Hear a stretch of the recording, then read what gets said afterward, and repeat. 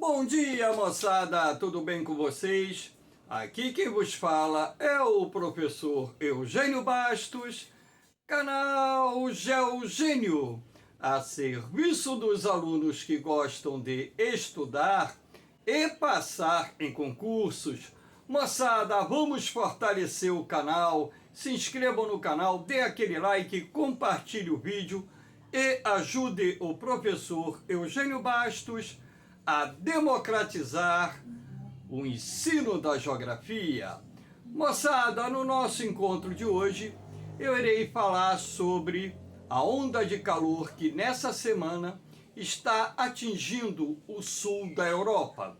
Lembrando que no hemisfério norte, nessa época do ano, é verão, e que ondas de calor são comuns, não só na Europa, como também na Ásia e na América do Norte.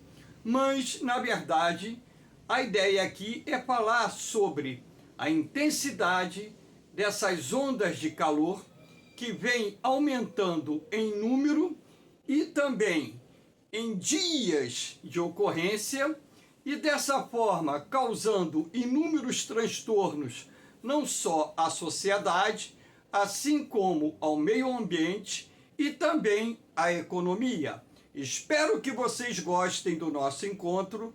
Havendo qualquer dúvida, deixe a sua pergunta na parte dos comentários, que eu terei o máximo prazer de respondê-la. Então, para iniciar o nosso encontro, essa imagem de um termômetro com a presença do sol ao fundo, mostrando aqui que a temperatura está próxima dos 50 graus centígrados. Então, a ideia aqui é justamente falarmos sobre os fatores responsáveis pela intensificação dessas ondas de calor que têm atingido o continente europeu durante, sobretudo, o período do verão, assim como também falar um pouco das consequências dessas ondas de calor, tanto para a economia, assim como para o meio ambiente e também para a sociedade. Então, de acordo com as informações que estão sendo publicadas pela imprensa, está sendo previsto para esse ano, agora nessa época do ano, temperaturas extremas no sul da Itália, inclusive com a possibilidade de se bater o recorde, ou seja, termômetros registrando temperaturas acima de 48,8 graus, que é o recorde até então de temperatura registrada no continente europeu. E esse recorde aconteceu na Sicília, que pertence à Itália, é uma ilha localizada no sul da Itália, como também registros de recordes de temperatura na Espanha. Então, esse mapa aqui mostra parcialmente aqui o continente europeu. Aqui nós temos a Itália. A parte avermelhada é onde as temperaturas têm sido mais elevadas. Por exemplo, aqui nós temos o dado de Roma, onde a temperatura foi de 45 graus, o dado da cidade de Milão, onde a temperatura atingiu 42 graus. Aqui nós temos os dados da temperatura de Madrid, onde a temperatura atingiu 46 graus. Sevilha, onde a temperatura atingiu 42 graus. Então, alguns dados estão aqui assinalados nesse mapa. E esse mapa, que foi feito agora no início dessa semana, já retrata aquilo que está sendo prevista pelos meteorologistas, de que a Europa, o sul da Europa, principalmente a região da Europa Mediterrânea, estará submetida durante essa semana a uma onda de calor muito forte, com previsões de serem batidos os recordes de temperaturas máximas em vários países do continente europeu. Aqui nós temos uma outra imagem, um outro mapa da Europa, também recente. Esse mapa aqui da Weather Channel, que é é uma empresa especializada na previsão do tempo no mundo todo, publicado pela BBC. Então aqui nós temos, por exemplo, Sófia com 40 graus, Larissa 41 graus, Bari 42 graus na Itália, Sardenha 40 graus, Sevilha 41 graus, essas temperaturas que foram registradas agora no início dessa semana e que estão aqui assinaladas no mapa. Então esse mapa aqui, ele mostra de uma forma mais ampla, pela tonalidade avermelhada, que boa parte do continente europeu está, nesse exato momento, registrando temperaturas bastante elevadas que, consequentemente, são causadas por um conjunto de fatores meteorológicos que eu vou demonstrar agora. Então, moçada, aqui nós temos, por exemplo, um outro mapinha da Europa, nesse caso aqui, mostrando o recorde de temperatura que foi registrado em 2017 na Espanha, 47,3 em Montoro, 47,3 graus Celsius em Montoro. Também aqui nós temos a previsão de temperatura máxima nesse fim de semana, 48 graus lá na Espanha. Novo recorde provisório de temperatura na Europa, que foi em Siracusa, na Ilha da Sicília, na Itália. Esse recorde registrado agora recentemente, há cerca de 2 anos atrás, 48,8 graus, ou seja, uma temperatura excessivamente elevada. E por esse mapa aqui da Europa também é possível perceber que todo o sul da Europa está submetido a altas temperaturas e vamos ver agora os fatores que direta e indiretamente têm contribuído para que essas temperaturas na Europa venham bater recordes e essas ondas de calor atinjam uma magnitude que está chamando a atenção dos mais renomados especialistas em clima do nosso planeta. Então, claro que isso tudo também está atrelado à ação antrópica, à ação humana. A gente não pode negar que o homem, direta e indiretamente, tem contribuído para as mudanças climáticas em curso no nosso planeta, ora pelas emissões dos gases do efeito estufa na atmosfera, que aumentaram progressivamente a partir da primeira revolução industrial, ora em função do desmatamento que vem se processando nos continentes do mundo, e a Europa é um continente onde esse processo de desmatamento é muito antigo, boa parte da cobertura florestal do continente já desapareceu, e há também outros fatores de origem antrópica que direta e indiretamente têm contribuído para alterações nos padrões da temperatura do ar atmosférico, assim como essas mudanças de temperatura do ar atmosférico também interfere na pressão atmosférica, interfere na direção dos ventos, intensidade dos ventos, evaporação da água, saturação da umidade ou formação das nuvens através do resfriamento do ar. Então, quanto mais quente a temperatura do ar, mais demora para que o vapor d'água se condense, formando nuvens de chuva. Então, essas temperaturas extremamente elevadas, de certa forma, também vão interferir nos padrões de chuva que ocorrem não só na Europa, assim como em outras partes do mundo.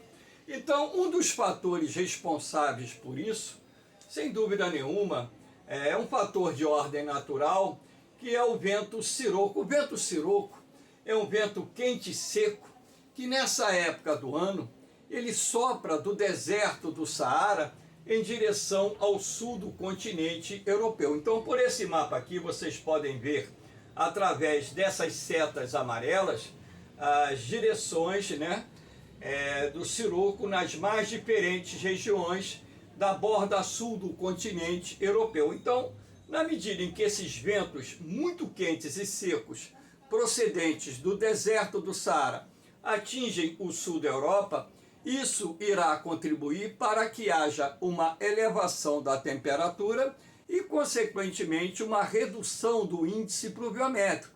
Então, aqui na borda sul da Europa, nós temos um clima chamado Mediterrâneo, que é um tipo de clima subtropical com características diferentes do clima mediterrâneo encontrado aqui no Brasil. Do clima mediterrâneo encontrado no Brasil, do clima subtropical encontrado no Brasil. Porque no nosso clima subtropical, as chuvas são bem distribuídas durante o ano.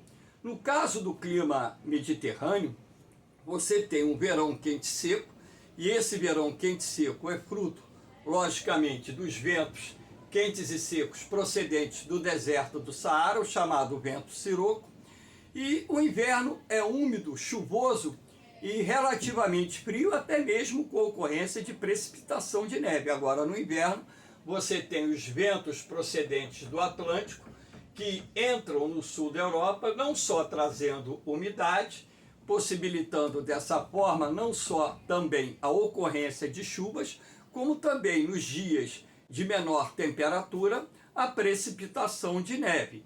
Então, um dos fatores responsáveis pelo calor que atinge o sul da Europa nessa época do ano é o vento siroco, que é um vento quente e seco procedente do deserto do Saara.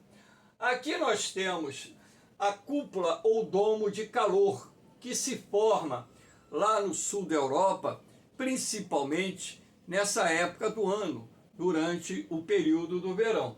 Então, o que acontece, na verdade, para a formação do domo ou cúpula de calor? Na verdade, o que vai determinar o surgimento desse domo ou cúpula de calor é um centro de alta pressão atmosférica, onde você percebe o movimento de subsidência do ar frio e seco. Então, como esse centro de alta pressão, nessa época do ano, ele pode estar no sul da Europa e durante um período ele se posiciona no sul da Europa, em determinadas épocas do verão, isso vai contribuir, em primeiro lugar, o movimento subsidente do ar vai inibir a formação de nuvens de chuva.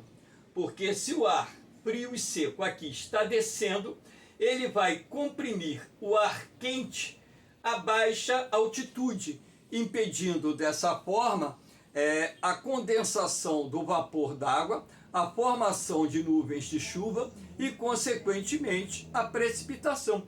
E na medida em que esse ar frio e seco ele comprime o ar quente a baixa altitude, ou seja, na baixa camada da troposfera, isso vai contribuir para que as temperaturas sejam mais elevadas do que normalmente seriam se esse centro de alta pressão não estivesse posicionado no sul da Europa durante determinadas épocas nos meses de verão. Então aqui você tem, por exemplo, nas bordas desse centro de alta pressão, você tem células de baixa pressão, onde o ar quente úmido sobe. Então, nesses pontos em que o ar quente úmido sobe, o que acontece? Você vai ter a formação das nuvens de chuva. Então, ali nesses pontos, nós teremos precipitações, chuvas, que vão amenizar a temperatura. Só que, na medida em que esse ar úmido, quente e úmido, sobe, se resfria, o vapor d'água se condensa, se transformando em nuvens de chuva. E essas nuvens atingem o ponto de saturação, causando chuvas. Na medida em que esse ar vai se resfriando e vai perdendo umidade, ele vai descer frio e seco em determinados pontos do continente europeu, comprimindo o ar quente e dessa forma contribuindo também para que as temperaturas médias fiquem mais elevadas quando comparadas aos padrões normais de temperatura para essa época do ano. Então, a formação desses domos ou cúpulas de calor tem sido muito frequente, não só na Europa, como na América do Norte, como na Ásia, aqui no sul do Brasil, na Austrália, na África, enfim. Então a frequência desses domos ou cúpula de calor tem aumentado, razão pela qual também estamos verificando uma intensificação na formação, vamos dizer assim, de temperaturas elevadas durante um longo período, porque o centro de alta pressão ele acaba se posicionando durante vários dias, ao contrário de um centro de baixa pressão. O centro de baixa pressão ele se desfaz muito rapidamente. Agora, o centro de alta pressão ele não se desfaz rapidamente, razão pela qual as ondas de calor elas podem se estender por 1, 2, 3 semanas, às vezes até mais, como vem ocorrendo, por exemplo, lá no sul e sudoeste dos Estados Unidos, onde também, nessa época do ano, recordes de temperatura estão sendo batidas. Inclusive agora, poucos dias atrás, no Vale da Morte, tivemos uma temperatura superior a 56 graus Celsius, ou seja, um recorde de temperatura para o hemisfério norte. Então, esses recordes de temperatura não são exclusividade do continente europeu no período de verão. Eles estão acontecendo simultaneamente em várias partes do mundo. Então, a formação da cúpula ou domo de calor no sul da Europa tem sido responsável pela frequência e extensão dessas ondas de calor que tem afetado vários países do continente europeu. Um outro fator importante que se deve levar em consideração é a corrente de jato, que é essa corrente aqui, ó, jet stream, que na verdade significa corrente de jato. Essa corrente de jato, normalmente, ela se posiciona numa latitude mais baixa, aqui mais ao sul da Europa. Só que essa corrente de jato, em função das mudanças dos padrões de temperatura do ar atmosférico, ela tem se posicionado em latitudes mais elevadas. E essas correntes de jato acabam se transformando num bloqueio atmosférico que tem impedido que o ar frio e úmido procedente do Oceano Atlântico possa ingressar no continente europeu, deslocando nuvens de chuva, e isso acaba também sendo responsável pela intensificação do calor em vários pontos da Europa Central, em vários pontos da Europa Mediterrânea. Então, os climatologistas, os meteorologistas, têm também destacado o papel da corrente de jato nesse processo de formação das ilhas de calor, ou esse processo de formação das ondas de calor em vários pontos do continente europeu. E isso se deve, em parte, também esse processo de circulação ou esse sistema de circulação do ar atmosférico que tem contribuído para a formação de um bloqueio atmosférico que impede a entrada de ar úmido procedente do Oceano Atlântico. Repare aqui a posição dessa corrente de jato mais ao norte do continente europeu. Normalmente essa corrente de jato ela fica posicionada mais ao sul, permitindo assim que as frentes frias procedentes do Ártico tragam a umidade, porque essas frentes frias elas passam pelo Oceano Atlântico, elas passam por uma área de águas mornas da corrente do Golfo do México, ou Gulf Stream, absorvem mais umidade e trazem nuvens de chuva para o continente europeu. Então, a partir do momento em que você tem um bloqueio atmosférico que impede a passagem dessas frentes frias, desviam essas frentes frias,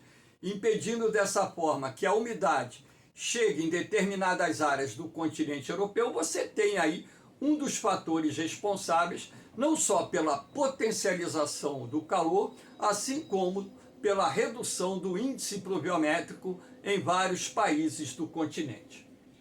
Um outro fator que tem que ser destacado é a anomalia na temperatura da água, não só do mar Mediterrâneo, como do Atlântico Norte.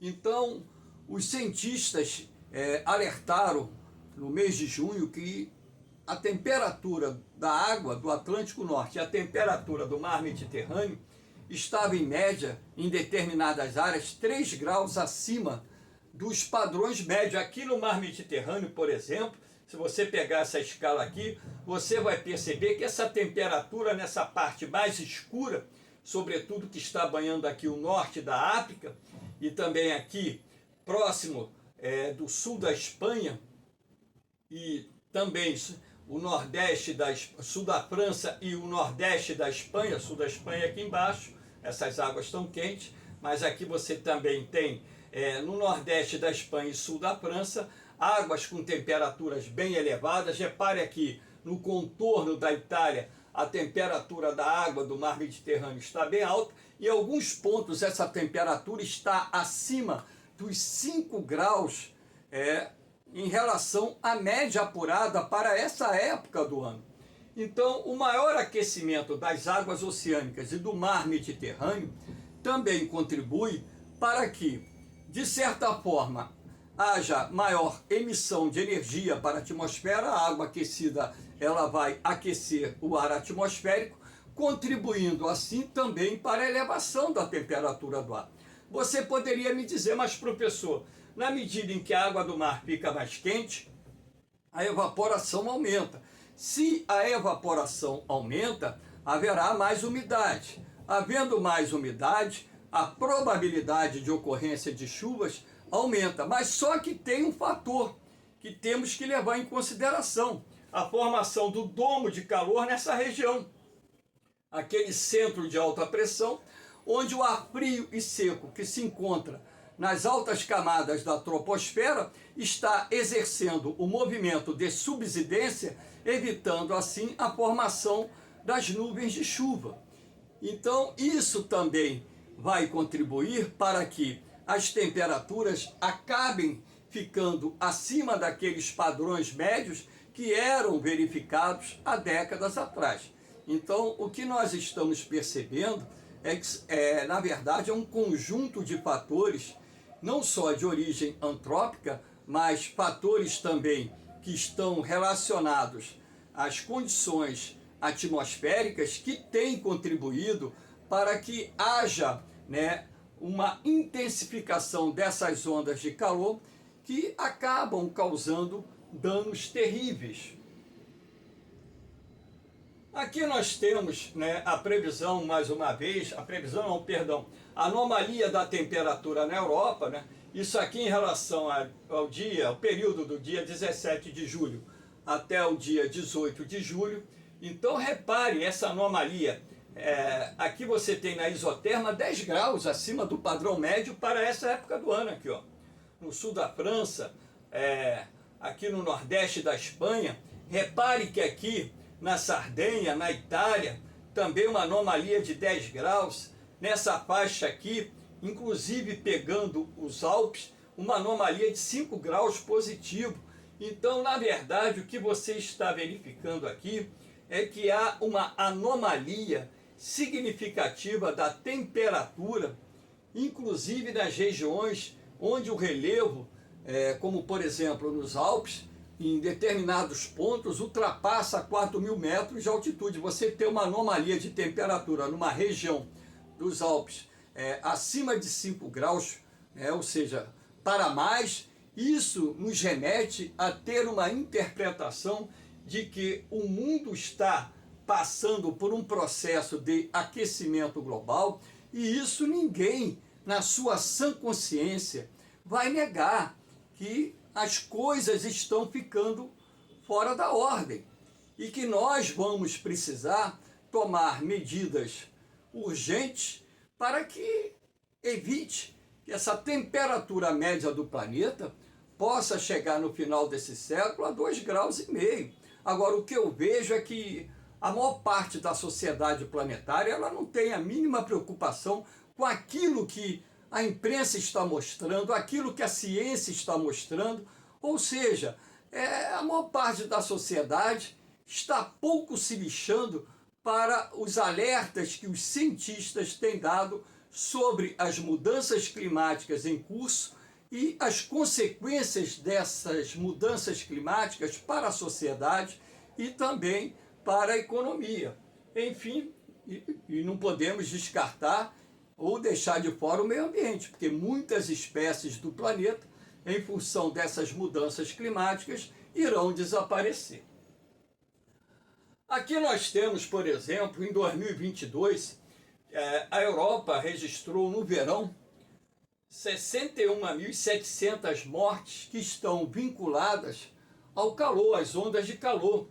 Então, o país onde houve maior registro de mortes, a Espanha, 11.300, seguido aqui da Alemanha, 8.200, depois a França, 4.800, aí você tem o Reino Unido, 3.500, a Grécia, 3.100, a Bulgária, 1.300, a Romênia, 2.500, Portugal, 2.200.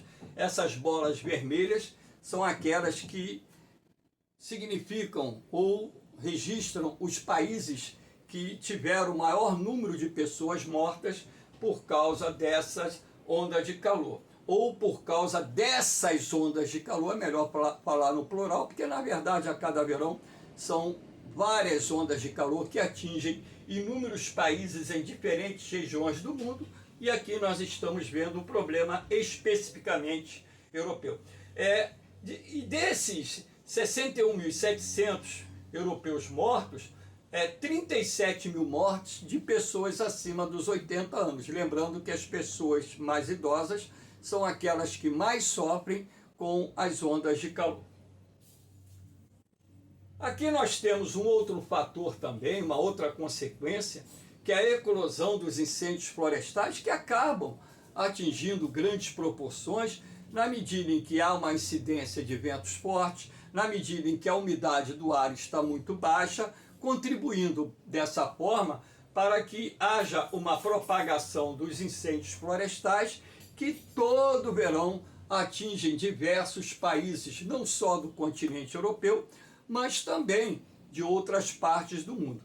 Então esse calor, esses incêndios florestais trazem também impacto para o meio ambiente. São espécies de animais e plantas que morrem por causa do calor, por causa do incêndio, por causa da seca, ou até mesmo, você tem um prejuízo enorme para o setor agrário, agricultura, pecuária, os animais de criação também sentem com essas ondas de calor. Não é só o ser humano que é afetado, é um conjunto de espécies que são afetadas por essas ondas de calor. Então é preciso que os governos adotem medidas para mitigar, para reduzir os efeitos dessas ondas de calor, de forma a, vamos dizer assim, reverter um processo que já preocupa a comunidade científica mundial e que trará consequências muito mais graves no futuro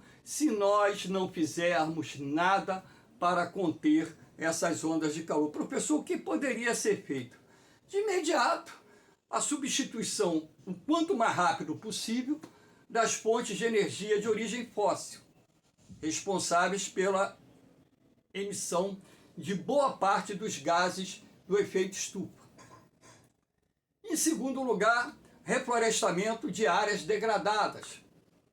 Não só porque os reflorestamentos contribuem para o sequestro de CO2, sequestro de carbono, assim como o sombreamento da superfície, atenua o aquecimento da mesma e, consequentemente, contribui para a redução da temperatura do ar atmosférico.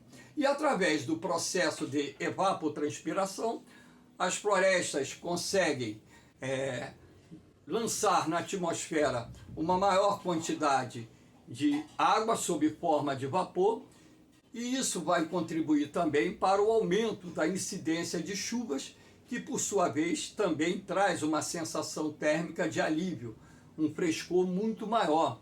Então existem tantas outras medidas que podem ser adotadas, inclusive nas cidades, para mitigar os efeitos de uma ilha de calor. No mundo hoje existem diversas ilhas de calor, e no próprio canal Geogênio tem uma aula específica sobre as ilhas de calor, onde eu falo sobre os fatores responsáveis pela sua formação e aquilo que deve ser feito para minimizar os seus efeitos. Enfim, então, através da ciência, os governos e também os empresários e a sociedade como um todo deveria, né, unir esforços e desenvolver uma consciência coletiva para nós revertermos esse processo de aquecimento global que vai trazer consequências muito piores para a humanidade e para o meio ambiente no futuro.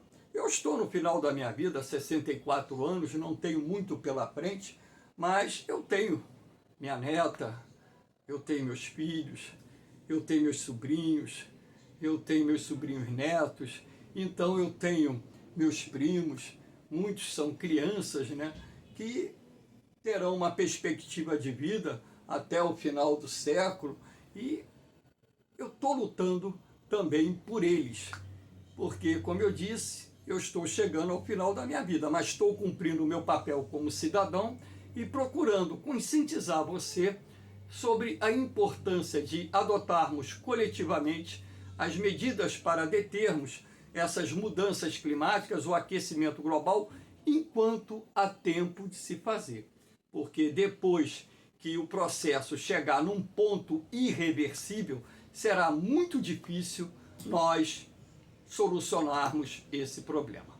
Então, moçada, espero que vocês tenham gostado do nosso encontro, né? Dê aquela forcinha, compartilhe o vídeo, né? Se inscrevam no canal, dê aquele like, faz o seu comentário, dê uma força aí ao canal Geogênio para que eu possa, né, atingir um número maior de pessoas, lembrando que o canal Geogênio foi criado com um único objetivo: democratizar o ensino da geografia e não ganhar dinheiro através do YouTube, porque esse não é o meu objetivo. Claro que o canal será monetizado, está muito pertinho de ser monetizado, mas assim que ele for monetizado, o recurso que for repassado para a minha pessoa será revertido para instituições de caridade.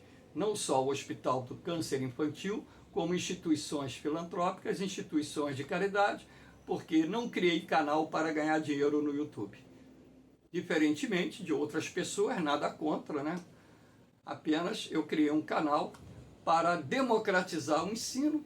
42 anos de magistério, uma estrada longa, trabalhei em grandes redes de ensino e trabalho ainda numa grande rede de ensino do Brasil, o Sistema Elite de Ensino, e o que eu estou fazendo hoje é ajudar você que está se preparando para um concurso, você que gosta de geografia, a ter um conhecimento mais profundo sobre inúmeros temas. Lembrando que esse tema está eminente de ser bem cobrado agora nos concursos do segundo semestre de 2023, primeiro semestre de 2024 e daí para frente.